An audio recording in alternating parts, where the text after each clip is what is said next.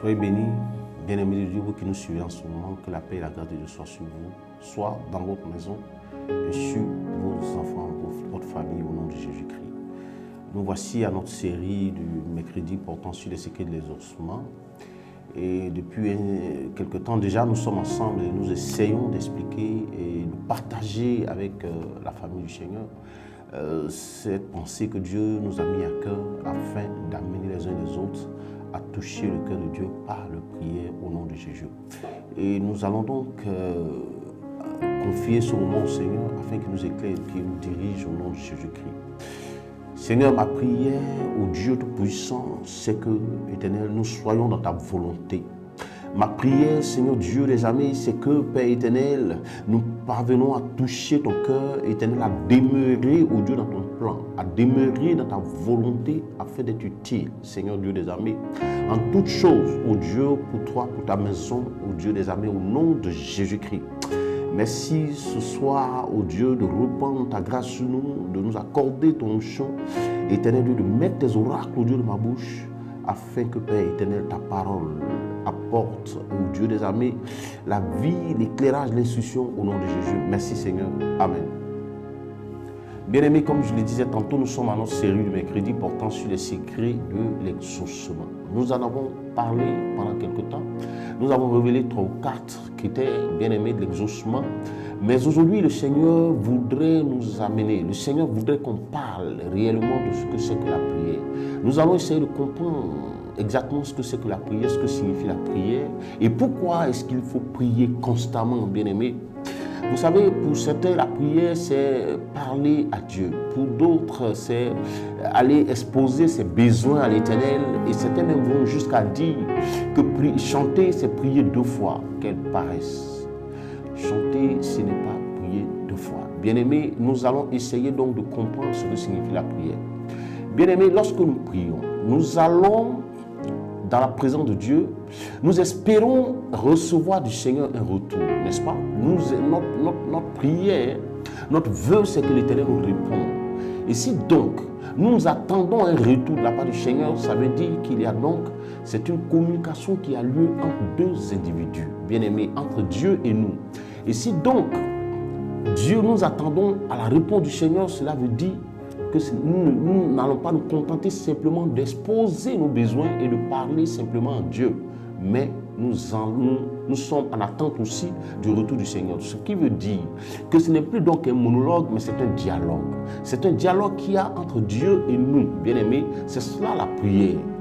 Ça, c'est le premier sens qu'on pourrait donner à la prière. Le deuxième sens qu'on pourrait donner à la prière, et le véritable sens de la prière, c'est de comprendre que, en réalité, la prière, c'est l'expression du besoin de l'Éternel. C'est-à-dire, c'est l'Éternel qui a un besoin, qui a un plan, qui a un dessein qu'il veut accomplir au travers de l'homme. Dieu a un dessein à réaliser. Dieu a un objectif à atteindre. Mais le Seigneur ne veut pas accomplir, l'exécuter tout seul. Pas par incapacité, bien-aimé, écoutez-moi bien. Dieu ne veut pas accomplir ce dessein seul parce qu'il est incapable, parce qu'il n'en a pas les moyens. Non, ce n'est pas de cela qu'il s'agit. L'Éternel veut accomplir un dessein.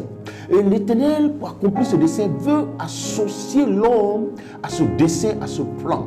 Et donc Dieu, qu'est-ce que Dieu fait? Le Seigneur fait ceci, le besoin qu'il a, qu'il veut accomplir, qu'il veut matérialiser, c'est-à-dire par son Esprit Saint qu'il a placé en nous, Dieu nous fait ressentir le même besoin que lui.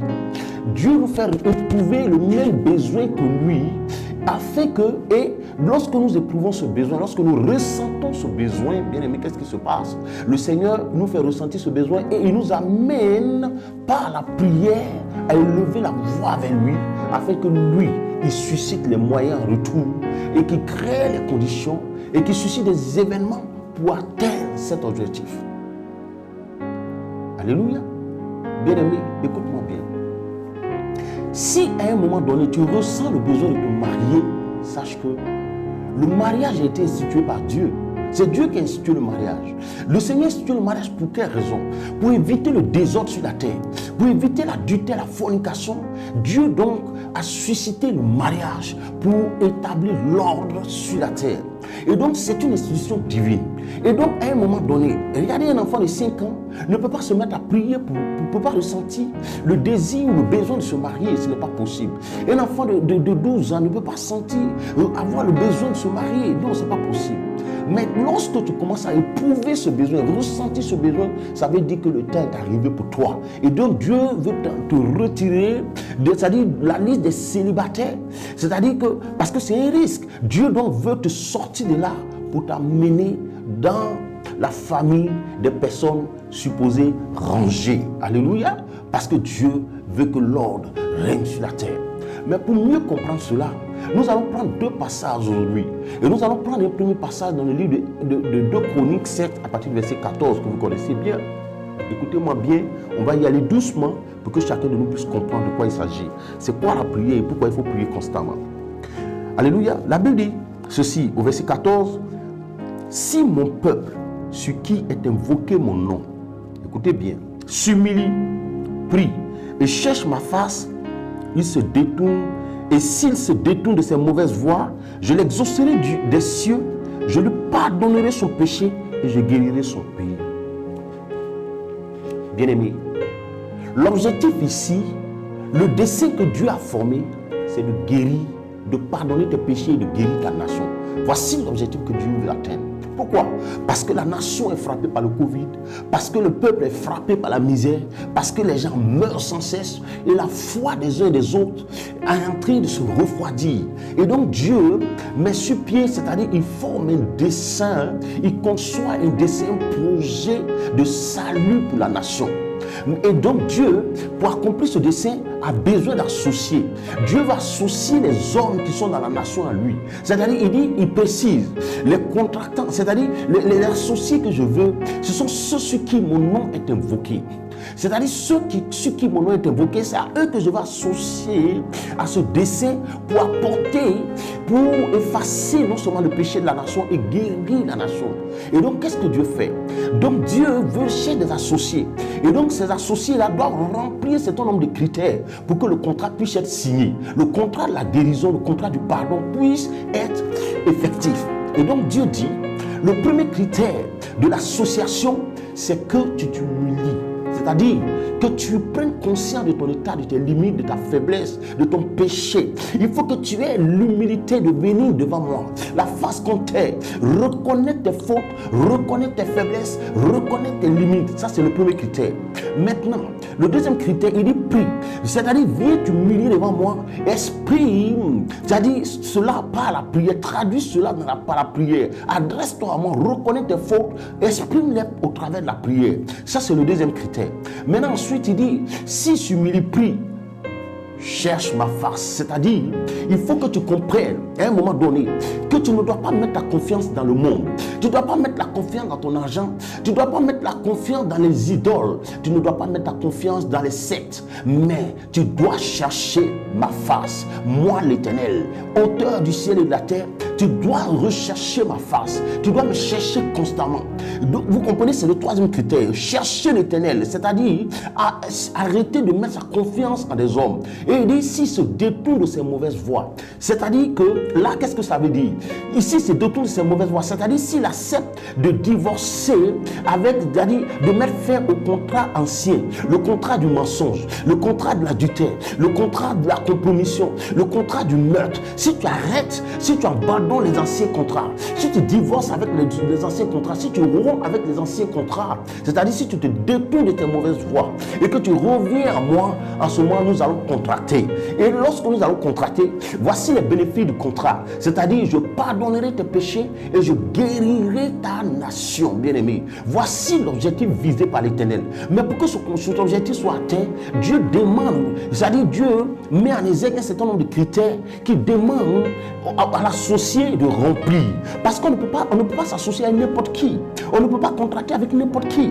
Mais pour qu'on s'associe, il y a des bases, il y a des clauses. Il dit, voici les clauses du contrat. C'est-à-dire que si réellement tu aimes ta nation, si réellement tu aimes ta nation, peuple de Dieu, la chose qu'il a fait, que tu dois faire, c'est de te hâter de remplir ces critères. Parce que Dieu a hâte de guérir la nation, de lever ton péché et de te guérir ta nation. Maintenant, si réellement tu aimes ta nation, mais tu ne peux pas éprouver des difficultés à remplir ces critères, bien aimé. Donc voici, en réalité, c'est Dieu d'abord qui forme le dessein. Dieu forme un dessein, il a un désir qu'il veut matérialiser, qu'il veut accomplir, qu'il veut réaliser. Mais pour ce désir, il a besoin d'associer. Parce que, écoute-moi bien, la volonté de Dieu a toujours été d'avoir l'homme avec lui. Dieu a toujours désiré avoir l'homme avec lui. Et si Dieu décide d'associer à ce dessein, comme je l'ai dit, ce n'est pas par incapacité, mais c'est par amour. Donc c'est une grâce que nous avons d'être serviteurs de Dieu. C'est un privilège tout simplement. Nous devons donc nous réjouir. Et c'est pourquoi je dis, dans le message du dimanche, je parle de la crainte de Dieu. Nous devons être remplis d'humilité, rendre grâce à Dieu pour cela. C'est une grâce qui nous est accordée. C'est un privilège tout simplement. Mais ce n'est pas un mérite, bien aimé. C'est le dessein de Dieu. C'est le plan de Dieu. Donc ça veut dire que lorsque tu commences à ressentir un besoin, sache que c'est Dieu qui a formé, qui met ce dessein en toi. Ce besoin-là, il te le fait ressentir. C'est ce qui va accomplir pour toi. Il te fait ressentir cela. Donc ça veut dire, d'abord, sa deuxième implication, ça nous donne l'assurance que Dieu nous exauce toujours. Dieu nous exauce toujours. La deuxième implication, c'est-à-dire qu'il faut tout simplement remplir certains critères, comme je suis en train de le dire, parlant des secrets de l'exaucement. Sinon, le Seigneur lui-même a hâte de t'exaucer, a hâte de te bénir. Le Seigneur veut te voir heureux. C'est le plan de Dieu. Alléluia. Nous allons prendre un deuxième passage rapidement en Matthieu. En Matthieu, pour que tu comprennes. Matthieu chapitre 9. À partir du verset 36, nous allons voir. Il dit ceci. Matthieu 9, à partir du verset 36. Il dit ceci. Il dit, voyant la foule, il fut ému de compassion pour elle, parce qu'elle était languissante et abattue, comme des brebis qui n'ont point de berger. Alors il dit à ses disciples, la moisson est grande, mais il y a peu d'ouvriers. Priez donc le maître de la moisson d'envoyer des ouvriers à sa moisson. Alléluia. Bien aimé, c'est-à-dire que l'objectif que Dieu veut atteindre ici, c'est de guérir, c'est de sauver. Le champ, qui a défriché le champ? C'est le Seigneur qui a défriché son champ. C'est lui qui a semé. Alléluia. C'est lui qui a semé le blé. Et il veut, c'est-à-dire la moisson est prête. Elle est prête à être moissonnée. Mais le Seigneur dit, il voit que la moisson est prête. Il sait son champ, c'est sa moisson. Parce que lorsque nous allons moissonner, c'est pour qui nous moissonnons? C'est pour le Seigneur. Lorsque nous arrachons les armes dans les mains de Satan, où est-ce que nous les transférons? C'est dans le royaume. Et la Bible confirme en disant que lorsqu'un seul païen, un seul méchant se reprend, il y a de la joie, il y a de la réjouissance dans les cieux. Qui sont ceux qui se réjouissent? C'est les cieux qui se réjouissent, n'est-ce pas? C'est les cieux qui se réjouissent. Et donc c'est le désir de Dieu de voir les âmes arrachées des ténèbres pour son royaume. Et donc les âmes appartiennent au Seigneur. Ce sont les âmes du Seigneur, bien-aimés. Est-ce que je me fais comprendre? Ce sont les âmes du Seigneur. Mais c'est l'intérêt donc de Dieu. Mais Dieu nous associe à ce dessein. Dieu va associer l'homme à ce dessein. Et Dieu dit, priez le maître de la moisson. Priez le maître de la moisson afin qu'il envoie des moissonneurs. Il envoie des ouvriers à sa moisson. C'est-à-dire, pour que ce dessein soit, pour que son prochain soit moissonné, le Seigneur désire que l'homme prie d'abord. Pourtant, c'est lui qui a semé. Quand on sème un champ, l'objectif c'est de moissonner, n'est-ce pas? C'est de moissonner. Et c'est l'heure de la moisson. Parce qu'il dit, regardez les champs qui blanchissent déjà pour la moisson. C'est le temps de la moisson. L'heure de la moisson a sonné, le temps de la moisson est arrivé. Mais Dieu dit, pour que la moisson puisse être faite, lui-même son prochain, il demande que l'homme lui rappelle cela dans la prière, que l'homme crie à lui dans la prière, que l'homme élève la voix vers lui, afin que lorsque l'homme élèvera la voix, lui maintenant il va envoyer des ouvriers à sa moisson. Pour son prochain, pour sa propre moisson. C'est afin que tu saches que, c'est pourquoi il dit, sans moi, vous ne pouvez rien faire. Bien-aimé, l'onction qui t'a été donnée, mais l'onction que tu as, que tu manifestes, et qui te rend si orgueilleux, mais c'est Dieu qui te l'a donné, bien-aimé. Donc nous devons être marqués, frappés du sceau d'humilité.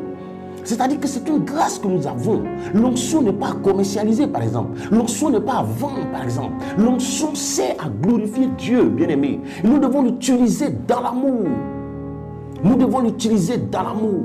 Nous ne devons pas croire que c'est notre propriété à nous. Nous ne devons pas croire que c'est notre chose à nous et que nous avons prié pour le recevoir. Et donc nous sommes libres. C'est-à-dire que pour aider un frère, il faut que cela soit monnayé. Non, ce n'est pas de cela qu'il s'agit. Dieu dit que vous l'avez reçu gratuitement. Bien-aimé, nous l'avons reçu par grâce. Nous l'avons reçu par grâce, bien-aimé. C'est Dieu qui nous donne l'onction pour aller à la moisson. Il dit, priez pour que le maître de la moisson envoie des ouvriers à sa moisson. Comme pour dire que sans moi, vous ne pouvez rien faire.